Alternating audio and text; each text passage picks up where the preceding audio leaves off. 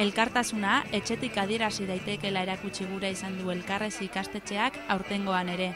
Gabonen atarian 9. antolatu du gobernuz kanpoko erakundeen azoka, eta oraingoan aukeratutako leloa mikroelkartasuna izan da. Horregatik, Oñatiko eta Baiarako elkartak erakarri nahi izan dituzte, elkartasuna etxetik hasten dela erakusteko, herritik ikastetxetik. Askotan pentsatzen dugu elkartasuna dela Indiara fatia, Afrikara fatia, eta hemen badago nun adierazi be elkartasuna, ez? Bakoitza bere mailan eta guretako herritar izatea ez da bakarrik leku batean bizitia, baizik eta leku hori izatea eta gero, herritar aktibo eta partaidetza zuzen edukitzea.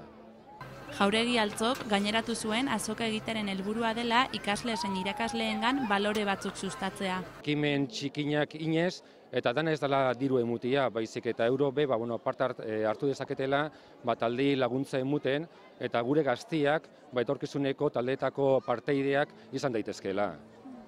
Horrela, voluntarioak, irakasleak eta ikasleak zebiltzan lanean azokan. Neri adibidez etorri nahi zonak gaur gozian esaskoen behatzikan 11etan etorteko eta behatzikan bihaman montaikia eta 11etan baia hasten sartzen da ora. Saldu duzu ze produktu nunguak saldu dituzu? Aurralde fundaziokoak.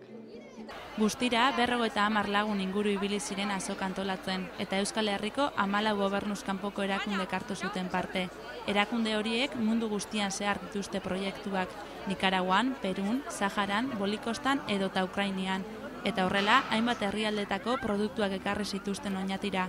Sahararen aldeko nikiak eta tea, Indiako oihalak, bidezko merkataritzako produktuak, tartean txokolatea eta kafea, Peruko hasiekin egindako lepokoak edo Ukrainiako produktuak. Nungo produktuak ekarri dituzu, Arantxa? Ukrainiakoak. Zer degotzu ezetelako? Likor asko, txokolate asko, matruska ikusten? Matruskak, likorra, vodka, klaro, hori ekarrin bidak, gero bebaita, kabiarra bebaita, eta gero pasta batzuk, clara de huevo, ez dakiz zehen adian, baina oso gozua, ez dugu oso gozua dira.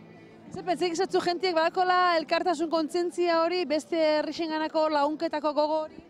Nik uste baietz, zatik gu ez dugu oso posi gauz, bai.